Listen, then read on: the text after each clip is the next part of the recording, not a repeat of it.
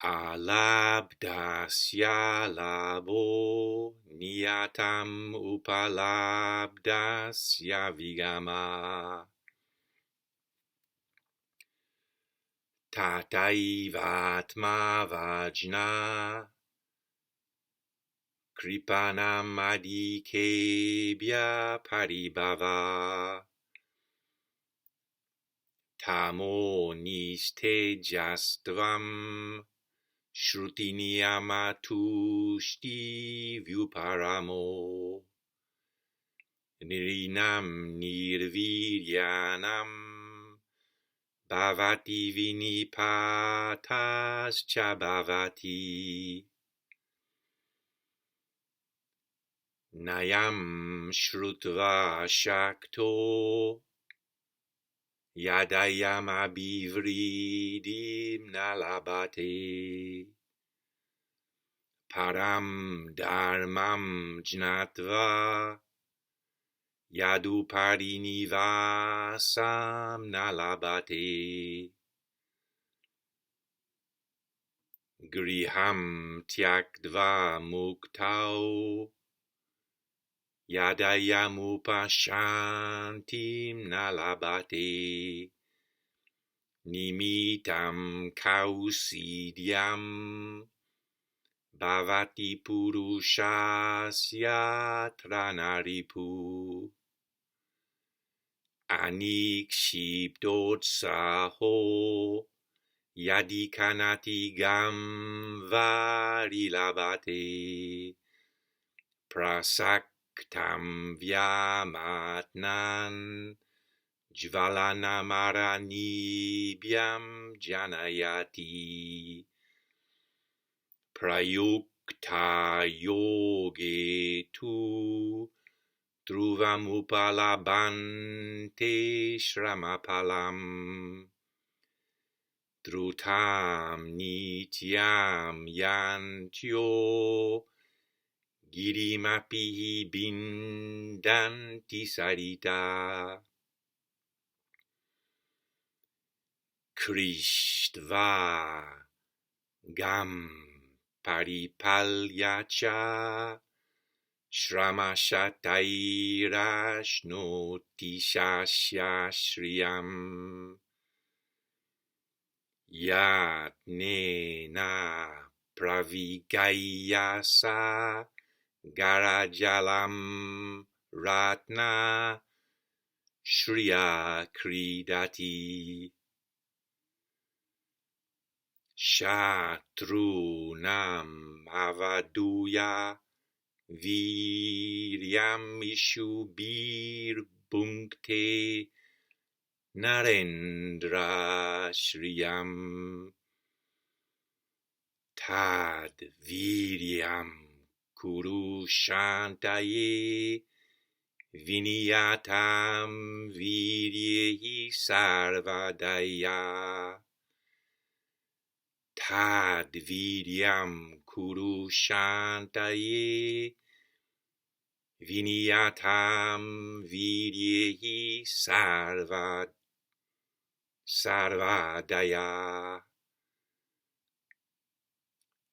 tad vīryaṁ kuruṣantaye vinyatam vīryehi sarvadaya.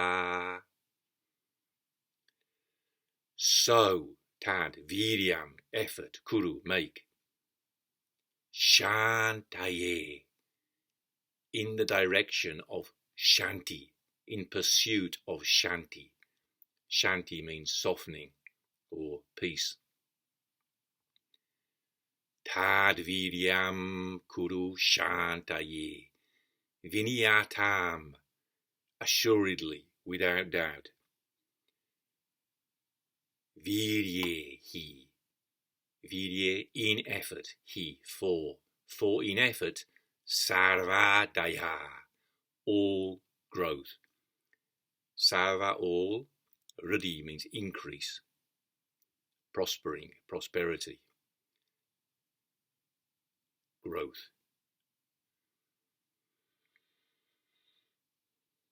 So I did about an hour talk 2 days ago on these 4 verses at the end of Canto 16. And I'm afraid it turned into something of an X-rated rant. On reflection, kind of demonstrating the opposite of what is called for in that last line, which is effort in a direction, not effort aimed at a particular object. It's a very empty instruction that the Buddha gives at the end of Saundarananda Canto 16. Make an effort, vīryaṁ kuru, shantaye, in that effort, in the effort of shanti. For in effort, it's in the effort that the growth lies. It's not that growth is an object at the end of the rainbow. It's in the effort where the growth happens. So that the difficulty for us all is to understand what kind of effort. And the problem is that we're conditioned and we've evolved, in fact, to end gain, to get an object in view and to go directly for it, what Alexander called end gaining. And this is the fundamental basis of the duality that the Buddha said the world is governed by in Canto 14. So yadi dvandarame, if duality delighting jagati in the world, vishaya vyagra hridaye, which is distracted to the core, to its heart, by vishaya, by objects. So if in the world that is distracted to the core by objects, dvandvarame, delighting in duality, that's the usual thing we fall into. We, like a dog chasing a stick, the object is there, we just go for it. So it's but we're worse than the dog, because the dog doesn't really, at least it doesn't make an intellectual distinction between itself and the stick it's chasing. But we do. We base whole kind of economic systems on like profit maximization and various stupid assumptions. So yadi dvandvarame jagati vishaya vyagra hridaye vivikte, separately, in seclusion. So we separate ourselves from that. Vivikte niyadvandvo, without duality. Viharati, we fare well, we go well, roving in seclusion. Kirti, a man of action. Shanta hridaya, the heart shanta. That's as in shanti, the heart softened, the heart at peace. So that, ironically, there is a duality there, but it's the duality that we don't fall into. In action, shanta, everything softens. See, what I was reacting to was I felt, if I name names, Toby and Martin were kind of, in messages I received over the last week, I felt they were kind of trying to pin down my view. You know, I seemed to criticise Master Dogen, and they wanted to clarify, you know, sort things out. And I said, I don't think like that. But then in trying to clarify why I don't think like that, I fell into the kind of the angry, you know, othering of the people who asked me the question. So the solution is a different kind of effort. It's not what I want to say, it's not effort to kind of sort things out and arrive at a conclusion. The effort that I'm continuing is the effort that Gudo Nishijima Roshi demonstrated to me from a very early age, where, in fact, if anything, he was softer. He was softer when he was in his 60s. In his 80s, he became more, as old people sometimes tend to do, more set in his ways, more hard in his views in a way. So there's an example of how we don't want to be as we get older. I mean, as our brain atrophies, we're probably like the oak tree whose soft outer branches are decaying, and we're only left with the sort of the hard inner trunk.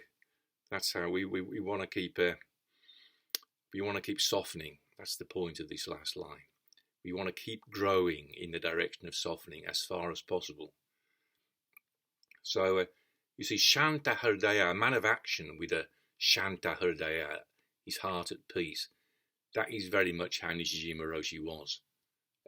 When I met him in his 60s, that's what impressed me about him. He was at peace in his kind of devotion to action. Action being empty.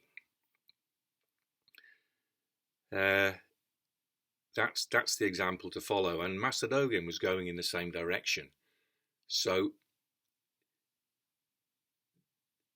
both Nishijima Roshi and Master Dogen were not as lucky as us. They couldn't go back and study Sanskrit and Pali.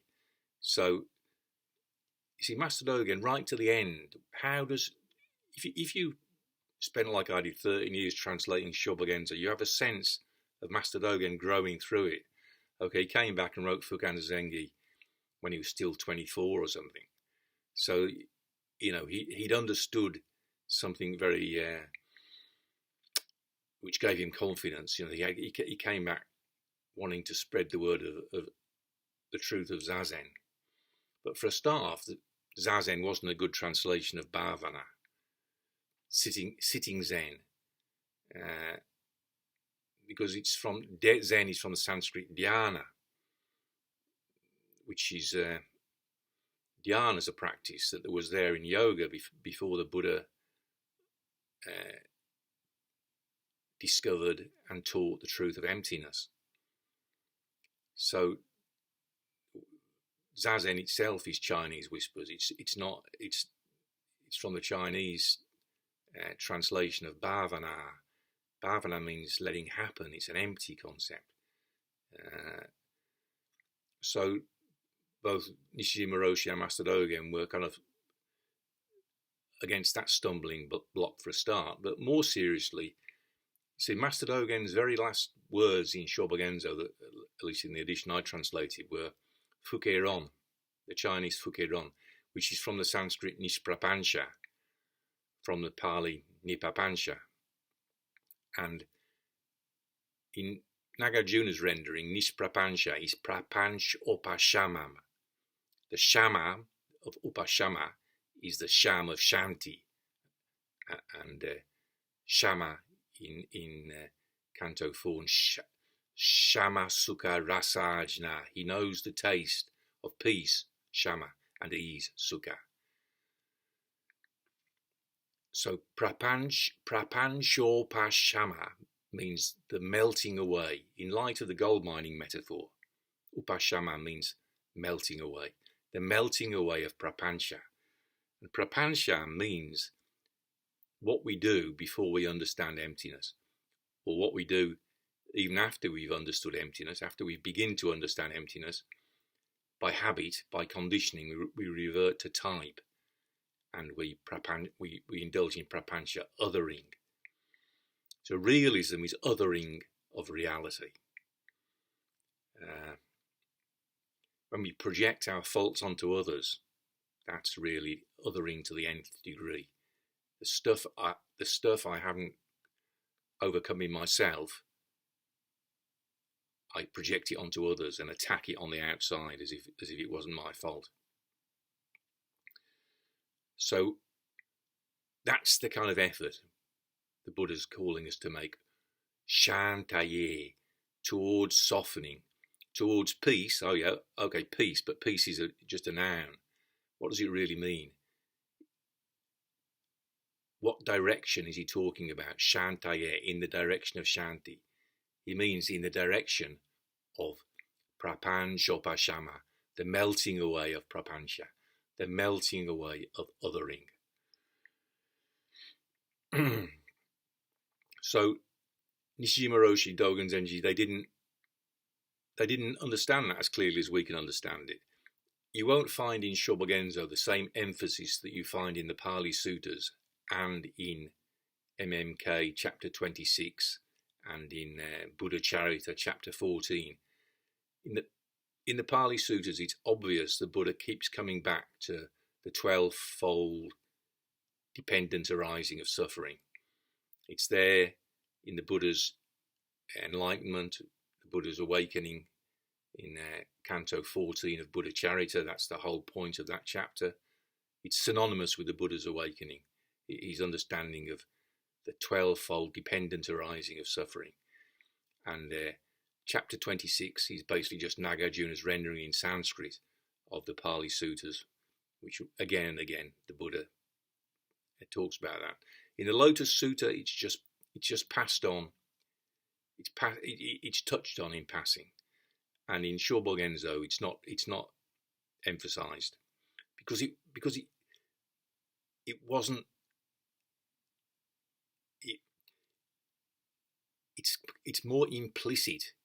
The teaching of emptiness is more implicit in Shobogenzo, and I think it's implicit in the koans that Master Dogen referred to and so on. In the teaching of Nagarjuna Asvaghosha in the Pali Suttas, it's much more explicit what prapancha means and how emptiness is the antidote to prapancha.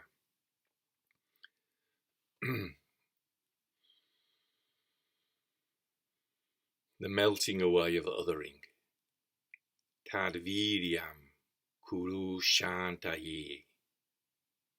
niyataṁ viryehi sarvadaya. So make an effort in the direction of softening, in the direction of the melting away of othering, in the melting away of objectification, which results in the duality that the world delights in.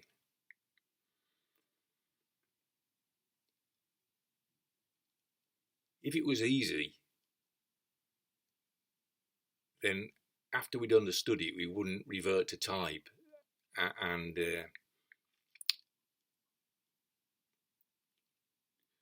we wouldn't lose our backs. Like in a verse I recite most days to myself, because we care, we lose the back. Now that's one dharma we can win back. You see, the strongest kind of end gaining or losing one's back because one cares about an object is in romantic entanglements, which is the whole point of Saundarananda. Especially if you sexually objectify the woman who's the object of your affections. That's the object you really care about, and that's how you really lose your back. That's why the Buddha recommended people to shuke, to leave family life.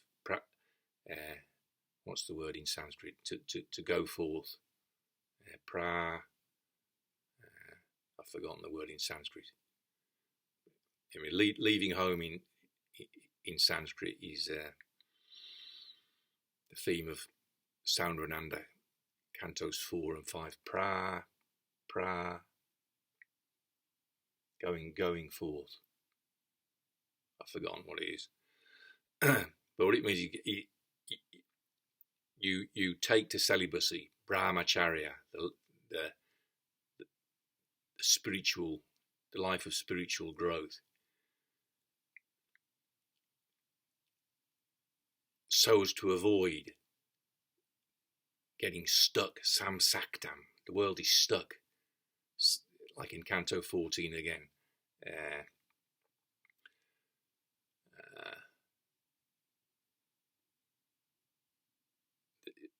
Vivikta, separately.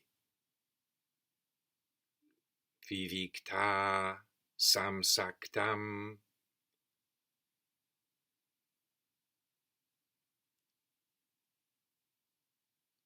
Vishaya kripanam shochati jagat. Once more.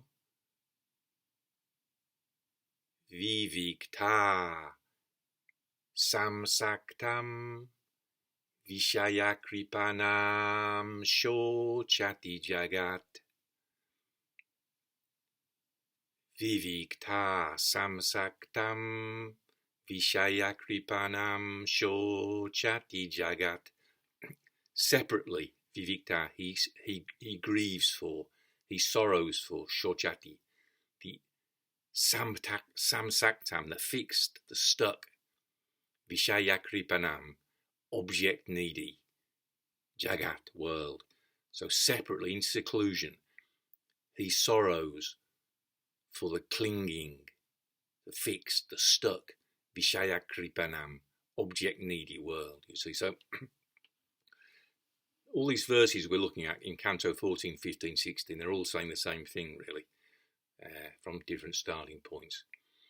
The Buddha's just talking about one thing, which is freedom, the melting away of prapancha. That's what it's all leading to. So the object needy world, you know, the workaholic who's can't stop wanting to grow his company. He's stuck on that object. The obsessive collector of things, he's stuck on objects. The end gainer, the golfer who can't keep his eye on the ball, as F.M. Alexander described in The Use of the Self, his third book. It's a chapter called The Golfer Who Couldn't Keep His Eye on the Ball, because he's stuck on the object. He wants to get a hole in one. He wants to get down the fairway. So because he's fixed on the object, he can't keep his eye on the ball. But the reason Saundarananda is all about Nanda's struggle, the famous libertine, the playboy, Nanda. First of all, he's stuck on the object of his wife, and so we've got very vivid descriptions of his sexual play with his wife Sundari before the Buddha kind of leads him out of that. And then he's suffering, he's still stuck on that object. And then kind of comically, the Buddha leads him to heaven in a kind of thought experiment, and shows him the pack of monkeys, and one of whom is a female she-monkey with one eye, an old she-monkey with one eye. And the Buddha asks Nanda to compare his beautiful object of his affection, Sundari, with the old one-eyed she-monkey, the mangy old she-monkey. And so, of course, Nanda thinks this is ridiculous. You know, how could there be any comparison between the one-eyed she-monkey and the wonderful Sundari? Then further along in heaven, the Buddha reveals to Nanda the unsurpassed beauty of the pink-footed, as they're called in the Pali Sutras, the pink-footed celestial nymphs, the apsarases, the water creatures. Apsa means water, so these water nymphs, incredibly beautiful. So, of course, with his great poetic ability, Asaghosa describes them vividly in the early chapters of the middle chapters of Saundarananda. And so again, the Buddha says, can you compare, Nanda, the beauty of the apsarases with the beauty of Sundari? And again, very comically, Nanda says, well, the gap is greater than the gap between Sundari and the she-monkey. So then he becomes obsessed with the object sexual union. The Buddha promises him sexual union with the celestial nymphs if he practices hard, you see. So it's the Buddha's way of getting Nanda to focus on practice, but at the same time to understand the wrong kind of effort, because Nanda's just now end gaining to the nth degree. He absolutely becomes fixed on hard practice. And so that's the Buddha's way of showing him that's the kind of effort not to make. Because in making that kind of effort, the once handsome Nanda becomes ugly. Because end-gaining effort, when you're fixed on an object, it makes one ugly, because hard. We become hard, jagged. It's like a jagged, grieving for one's lost object. I've experienced it a couple of times in my life as a kind of like something jagged, an ache, like something jagged is in your stomach. And how does that soften? How did that soften in my experience? It softened when you directed your effort towards growth, not towards a particular object. But the last time it happened was when I was 48 in 2008, when I realised I needed to, as I expressed it explicitly, I needed to go to find clearer water further upstream. Okay, so it was never my intention to do a PhD thesis on, comparing Dogen and Nishijima. You see, I didn't like that. Somebody said, is the problem not with Dogen, is it with Nishijima? See, I don't like it when people refer to Nishijima Roshi as Nishijima, even though you have to revere the effort of people who are making effort in the right direction. We're not doctors of Buddhist studies,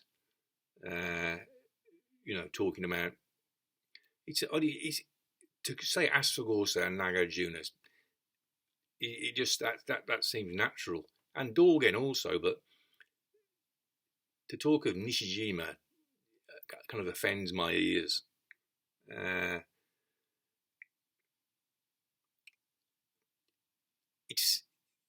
There's a middle way there, you see. We don't want to be like the sort of religious culty types. Obviously, that the scholars, of course, don't want to be like that. They want to see everything, study everything objectively, But there's merit in that.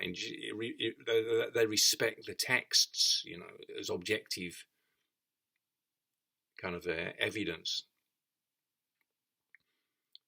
So sometimes the scholars' work can be very useful, like E.H. Johnson, for example. Their reverence for the text, even if they can't understand it. So we don't want to be the culty true believers, but it just doesn't sound right when people who are in Nishijima Roshi's lineage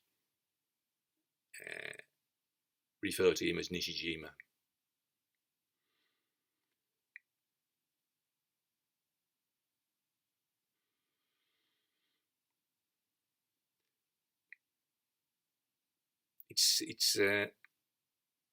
It's the same problem, really. It all comes down to this thing of prapanch or pashamam, because that's, in a way, if you describe a teacher in your lineage in a kind of like a scholar does, you're kind of objectifying him in a way, putting him, it's like it's difficult to put into words. The only solution really is every person has to make effort for themselves.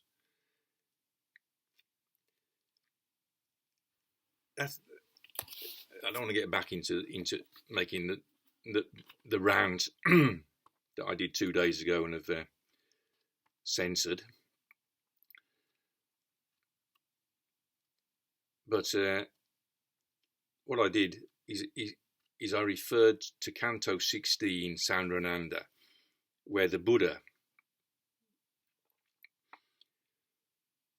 went through all these lists of individual names.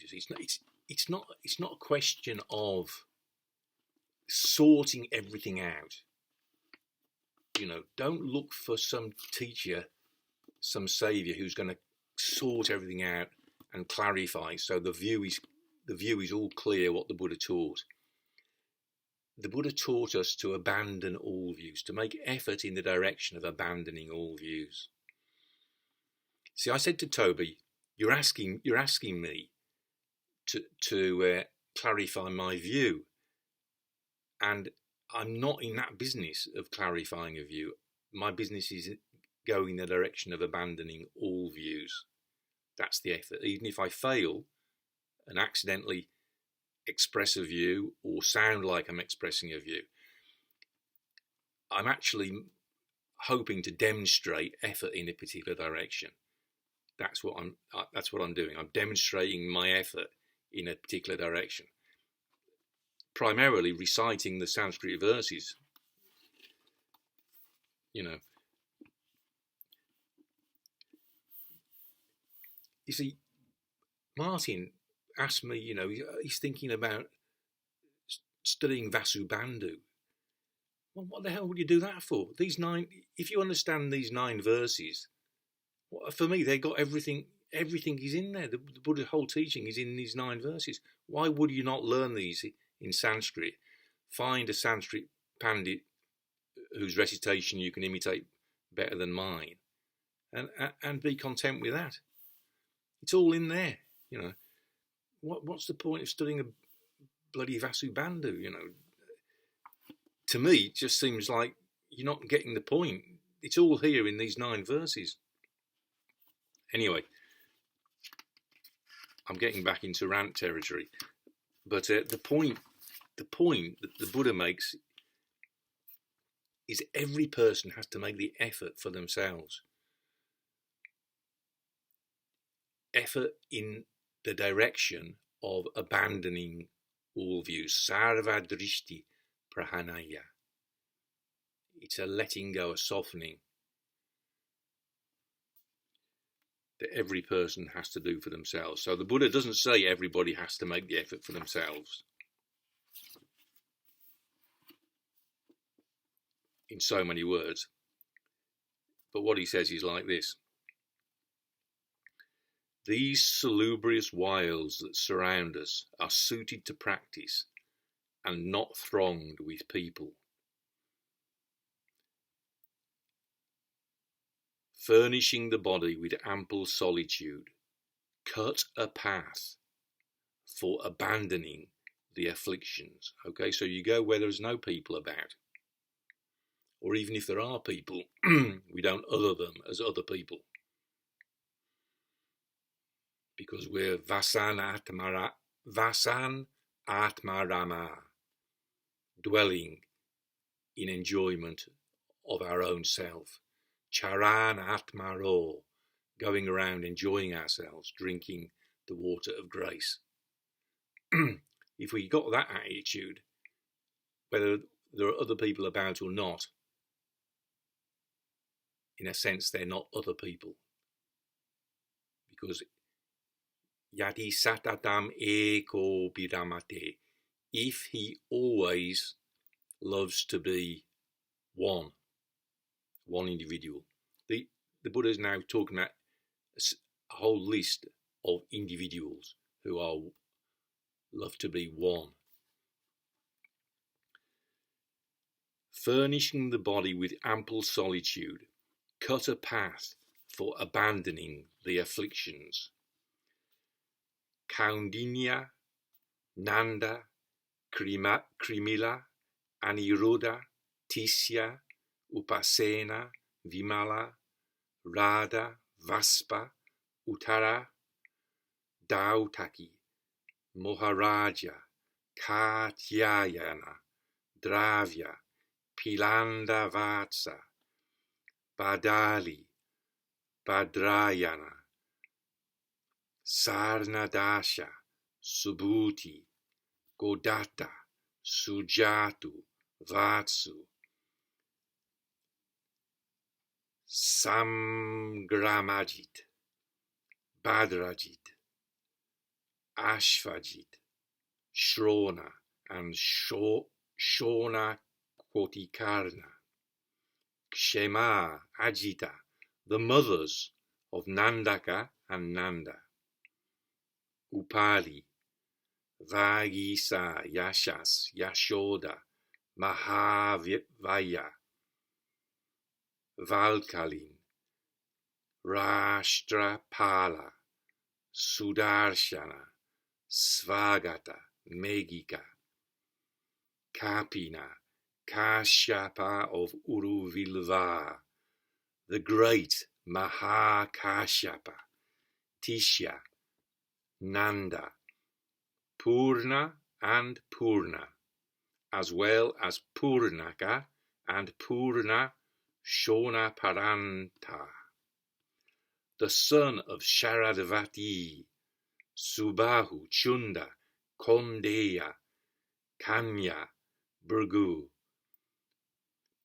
Kuntadana, plus Shaivala, Revata, and Kaustila, and he of the Maudgalya clan, and Gavampati.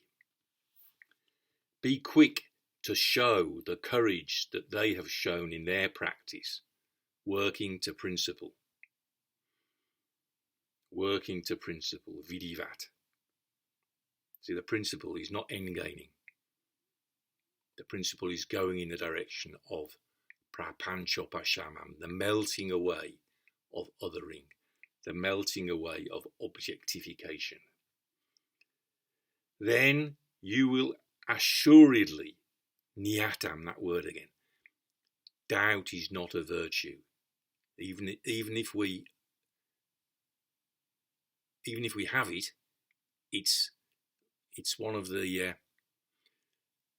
anushayas, it's one of the underlying tendencies that we want to extinguish, like extinguishing fire with water, by bhavana, by the practice of bhavana.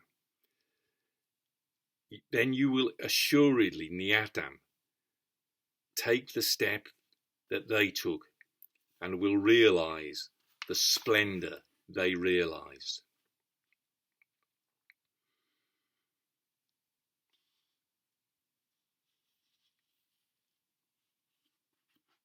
Then we got two verses in Upajati Mita. Dravyaṁ yathā syat kaṭukaṁ rasena. Dravyaṁ yathā syat kaṭukaṁ rasena. So Upajati, the last four syllables is usually long, short, long, long. In this case, long, short, long, short. Kam rasena. Dum da, or dum da dum. So it gives you that kind of at the end of every pada, you have that dum da, or dum da dum. Dravyaṁ yathā syat kaṭukaṁ rasena, tat copayuktaṁ madhuraṁ vipāke vipāke, dum da dum, madhuraṁ vipāke. Just as a fruit may have flesh that is bitter to the taste, and yet is sweet when eaten ripe. I changed the translation of that actually. I'll reproduce it. I'll reproduce it down below in the description. Tathaiva vīryaṁ kaṭukaṁ śramena. tasyārtha-siddhau madhuraṁ vipāke. Messed up the meter there, but just as a fruit may have flesh that is bitter to the taste and yet is sweet when eaten ripe, so heroic effort, through the struggle it involves, is bitter and yet, in accomplishment of the aim, its mature fruit is sweet. How did I? Let's find how I've done that translation again, because I like it much better.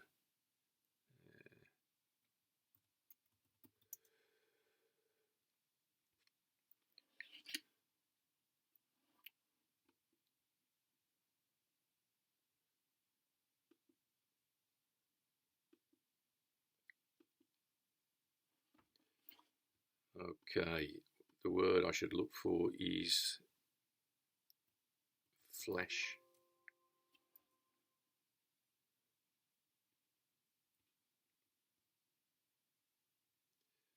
No, I changed it. I changed the word from fruit. I was thinking more about cider or something.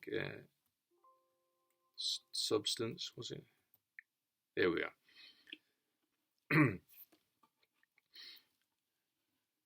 I've got the meter as well. That'll make it easier. Dravyaṁ yathā syat kaṭukaṁ rasena copayuktaṁ madhuraṁ vipāke tathaiva vīryaṁ kaṭukaṁ śīghraṁ tasyārtha-siddhau madhuraṁ vipāke. Just as a substance, as it's tasted, may be bitter, but consumed during its maturation sweet, so heroic effort is bitter as a striving, but in accomplishment of the aim, its maturing is sweet. So that's in the Upajjhati meter called Sāla, and there's another verse in the same meter, exactly the same meter, Sāla. Vīryaṁ padaṁ karya kurtauhi mūlam viryādurte kāchana nasti siddhi. Directed energy is paramount, for in doing what needs to be done, it is the foundation. Without directed energy, there is no accomplishment at all. So virya means effort or directed energy, is another way of translating it. Udeti viryadiha sarva sampan nirviryata chet sakalascha pāpma. All success in this world arises from directed energy, or from effort. And in the absence of directed energy, or effort, in the absence of effort, wrongdoing is rampant. Sakalascha pāpma. Evil is rampant, if you like. So we got those two verses in Upajjhati Mita, and then we got the three verses in Shikharini, and the final verse in Atidriti. Alabdasyalabo. Let's do it from memory. Alabdasyalabo niyataṁ upalabdasya vigama. Alabdasyalabo niyataṁ upalabdasya vigama. Tathaiva vajna kripanam adikebhya paribhava tamo nishtejastvam shruti niyama tushti vyuparamo nrinam nirviryanam bhavati vinipatascha bhavati. no gaining of what is yet to be gained, certain loss of what has been gained. In that way, contempt for oneself, wretchedness, disdain from seniors. So, in a way, Toby and Martin, my rant 2 days ago was my disdain for you. As your senior, I was expressing my disdain because the effort you were making was the effort to get things sorted out in your minds. So if you look in the Bible, New Testament, Matthew chapter 18, Jesus, I'm sure he was channeling the Buddha, speaks about the greatest in the kingdom of heaven being the one with the mind of a child, who humbles himself with the mind of a child. Our repeated mistake in our intellectual arrogance is to think that it's somehow our duty to be the Zen teacher who's got it all sorted out, who knows what he's talking about. And so, really, you are holding up a mirror to me. That's why I went on a rant through projection, because it's not easy. It's not easy.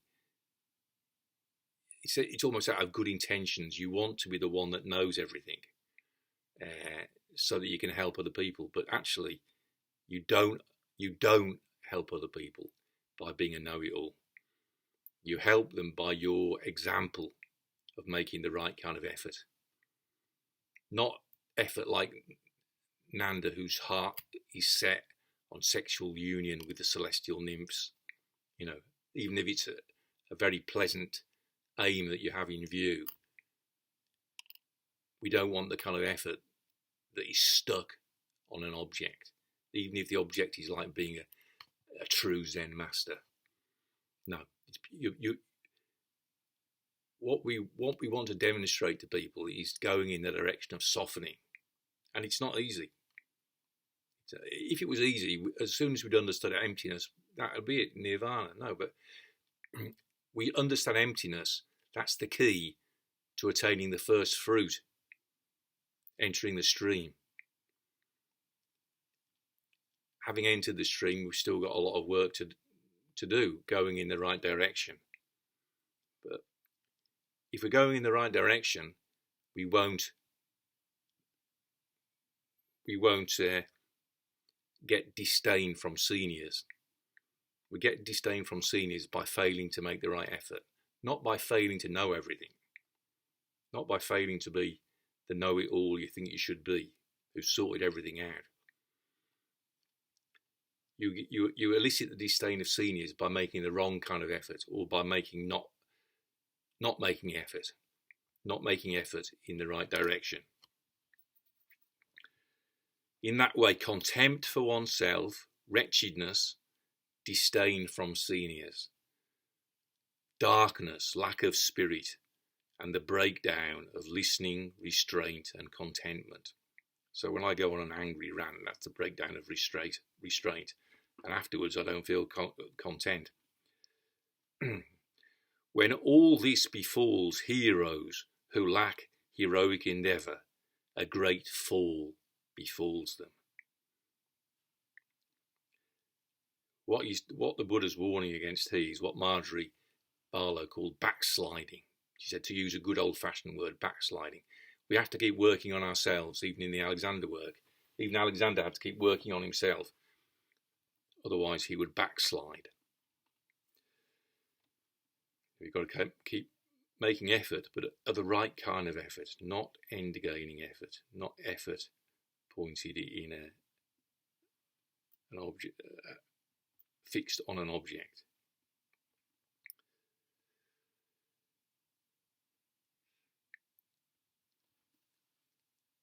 Nayam shrutva shakto yadayam abhivridim nalabate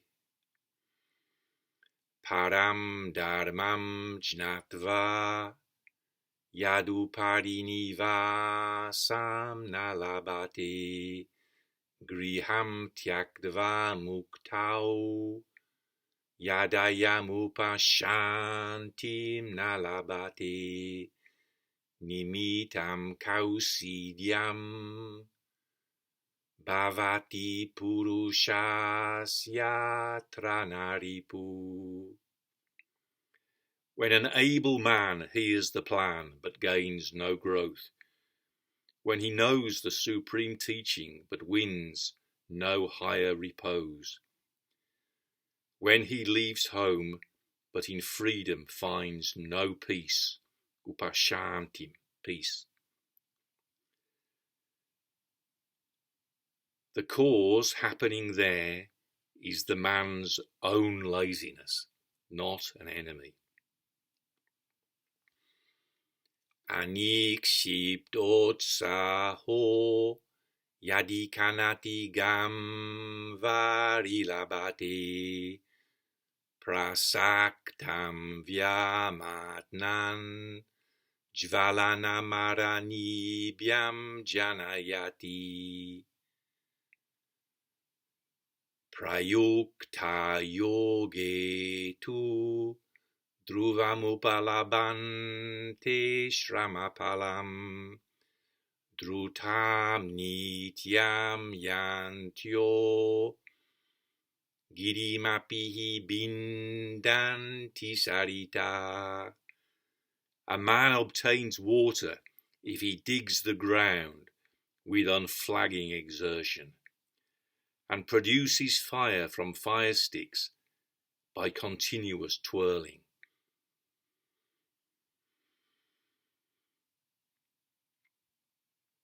So those are more kind of physical effort. You've got a definite aim in view to make fire or to get water, and you make an effort in that, keep making an effort in that direction. But those are sure to reap the fruit of their effort whose energies are harnessed to practice, to yoga. So yoga practice is more subtle, nipunam. It involves delicacy and accuracy. It isn't just going for it like digging a hole or persevering with fire making. That's the two. But prayukta yoge tu, pause. There's a little pause for an in-breath there, called a caesura in meter. Prayukta yoge tu druvamupalabante śramapalam. So the two is given emphasis. It becomes a long two. It's a short vowel, but before druvam, before a double consonant, it becomes long. So it gives it emphasis. Prayukta yoge tu druvamupalabante śramapalam. Two, but. So we can discern here the difference in the two kinds of effort. The effort of yoga is more subtle and delicate, nipunam. It's more skillful, more intelligent. Not the intelligence of the know-it-all who's got everything sorted out and can kind of sit in judgment of who was good in, who got it right, who missed the point. Not that kind of cleverness. Not at all intellectual arrogance, not intellectual cleverness. The intelligence of some, like a craftsman, like the goldsmith, the skilled artisan. That kind of skill. The skill of somebody who knows the method.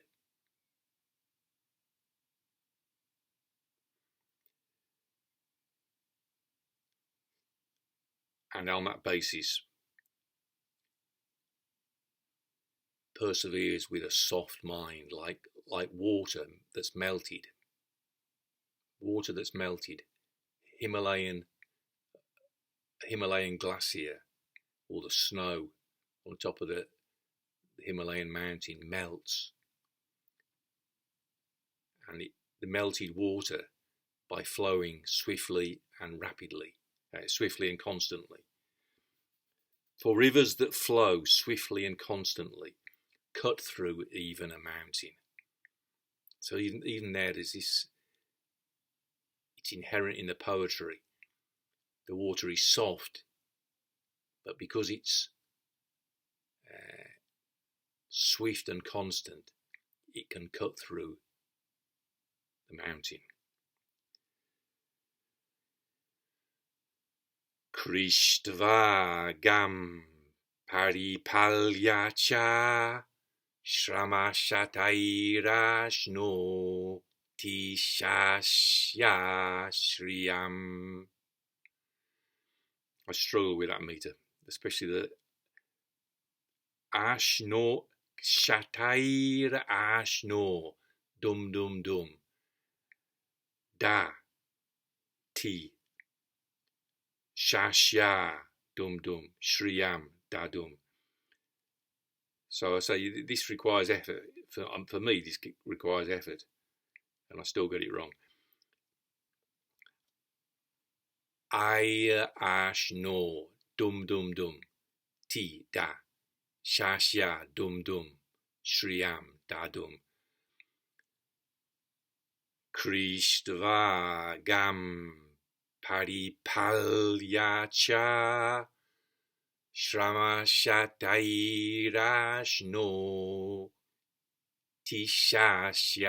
śīghraṁ. Yatnena pravigaya sagarajalam ratna śīghraṁ.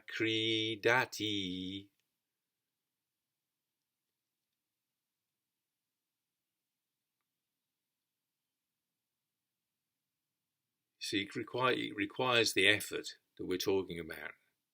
You can't get this by kind of mindless repetition. Won't hack it. If you're practicing in mistakes, you need the quickening of consciousness, the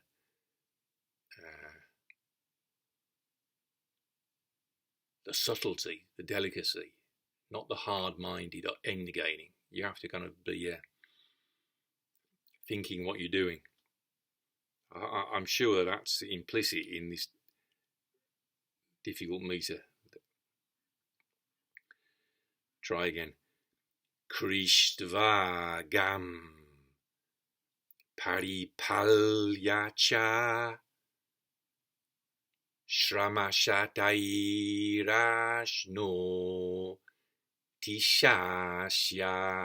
śīghraṁ. Yatnena pravigaya sagarajalam ratna śīghraṁ.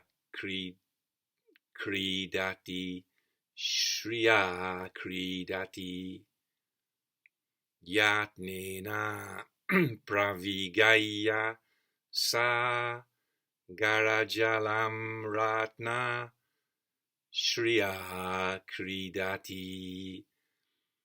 Shatrunam avaduya vīryaṁ mishubir bhunkte narendra śīghraṁ. Tad vīryaṁ kuruṣva niyataṁ vidhi sarvadaya. Tad vīryaṁ kuruṣva niyataṁ vidhi sarvadaya. After ploughing the earth and protecting it with 100 pains, one gains the treasure of grain. After diving diligently into the sea, one revels in its treasure of coral and pearls. After shaking off with arrows the effort of usurpers, one enjoys the treasure of royal sovereignty. So make an effort in the direction of softening, for in effort assuredly lies all growth. Tad vīryaṁ kuruṣva vinyatāṁ vīryehi sarvādaya.